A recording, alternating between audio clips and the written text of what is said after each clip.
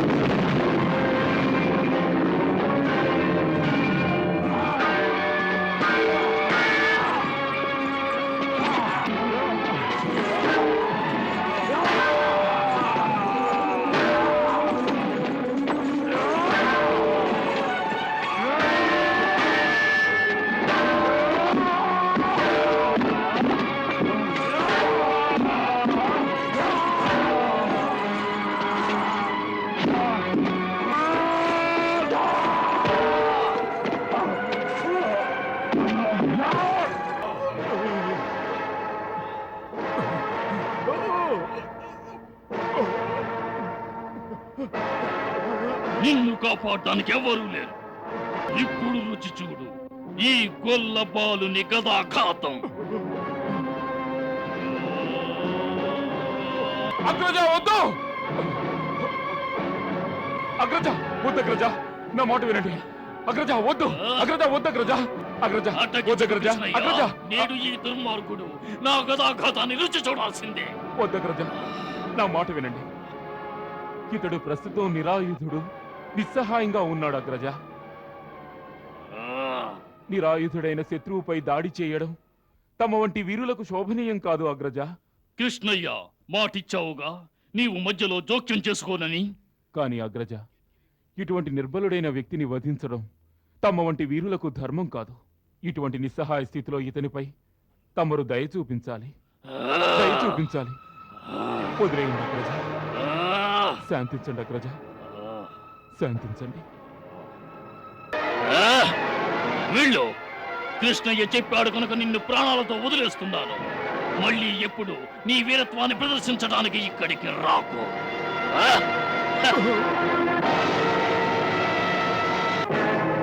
పరాజితుడైన శత్రువుపై దయ చూపడం తమ వంటి వీరులకు ఘనకీర్తి తెస్తుంది.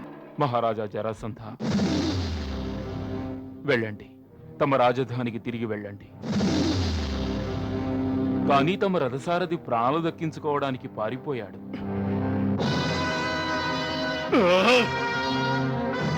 కనుక తమరిప్పుడు మగధ వరకు నడిచి వెళ్ళవలసి. అక్రూరుల వారు, మహాశయ, మహారాజు జరాసంధుని రథం అతి సుందరంగా ఉంది.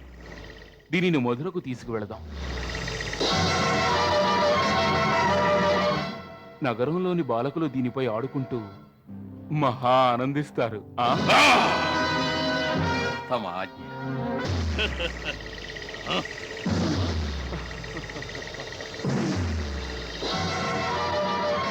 అగ్రజ, ఈ దివ్య రథాలను పంపించేద్దామా? అవసరం కలిగినప్పుడు మళ్ళీ రప్పించుకోవచ్చు. అలాగే.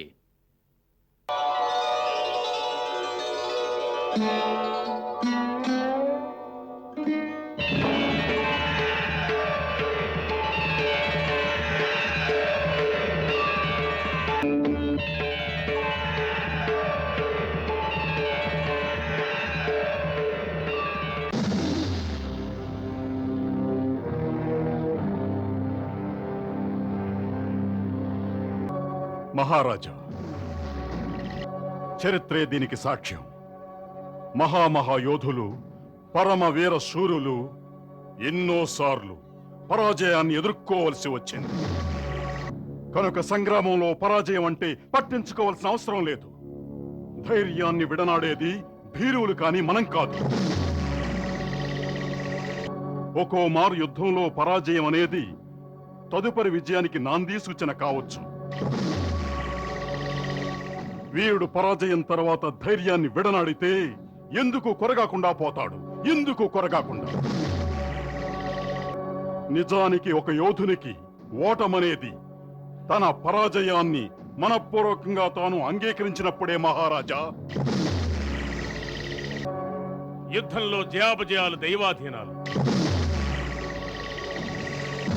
కానీ మనకు అదృష్టం కలిసి రాకుంటే విధి విపరీతంగా మారిపోతుంది. కానీ ఒక విషయం మరువకూడదు, విధి విలాసం ఎప్పుడు ఒకేలా ఉండదు. ఏ విధంగా రాత్రింబవళ్ళు ఒకదాని తర్వాత ఒకటి వస్తూ ఉంటాయో అదే విధంగా మంచి చెడులు కూడా సదా మారుతూనే ఉంటాయి. భాగ్యాభాగ్యాలు మనిషి చేతుల్లో ఎన్నడూ ఉండవు. కానీ అతని కర్మలు, ఆ కర్మలు చేయాలన్న దృఢ సంకల్పం మనిషి చేతుల్లో తప్పక ఉంటాయి. కేవలం ఒక్క పరాజయానికే నిర్వీరుడైన వాడు అసలైన వీరుడు కాడు. ఏనాడైతే వీరునికి జయించాలని కోరుకుంటుందో అతడు 100 సార్లు ఓటమి చవి చూసిన 101 జయించి తీరుతాడు. చెడ్డకాలం వచ్చినప్పుడు భీరువలే భయపడి పారిపోకూడదు. అప్పుడే తమ దౌర్భాగ్యాన్ని భాగ్యంగా మార్చుకునేందుకు కార్యోన్ముఖులు కావాలి. అదే వీరుని యొక్క లక్షణం. అందువల్ల తమ వంటి మహావీరులైన వారికి ఇటువంటి వ్యాకులపాటు తగదు. అసలు ఆనాడు జరిగింది యుద్ధమే కాదు, అది కేవలం మాయాజాలం మాత్రమే. ఆ కృష్ణుడు ఎన్నో మాయా విద్యలు నేర్చినవాడు. అందుకే అతన్ని జయించాలంటే మనము మాయా విద్యలు నేర్వాలి.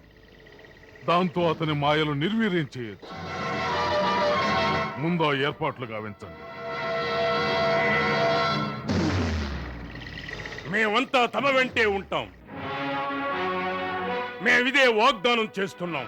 1 సంవత్సరం తిరిగే లోపల ఇంకా గొప్ప సైన్యాన్ని సమీకరించి మళ్ళీ తమ పతాకం కింద ఒకటిగా చేరి ఆ యదు వంశజులు చేసిన ఈ అవమానానికి ప్రతీకారం తీర్చుకునే తీరుతాం. అవమానం, ఘోర అవమానం. అవమానించబడ్డాం రుక్మి, మేము అవమానించబడ్డాం. అవమానాన్ని సహించడం సాధ్యమైన విషయం కాదు. ఓటమిని అంగీకరించడం తేలికే, కానీ అవమానం సహించడం తేలిక కాదు. నేటి యుద్ధ రంగంలో అతడు మా ప్రాణాలు హరించి ఉన్నా మేము చింతించేవారం కావు. మాకు వీరస్వర్గమైనా లభించేది. కానీ అవమాన భరితమైన ఈ ఓటమితో మమ్ము ప్రాణాలతో వదిలిపెట్టాడే. ఆ అవమాన జ్వాలలో పడి మా హృదయం ఒక శలభంలా మాడి బూడిదవుతోంది, కాలి బూడిదవుతోంది. రుక్మి, ఇంతటి అవమానాన్ని సహించి జీవించడానికే మా మనసు అంగీకరించడం లేదు. రుక్మి, మనసు అంగీకరించడం లేదు.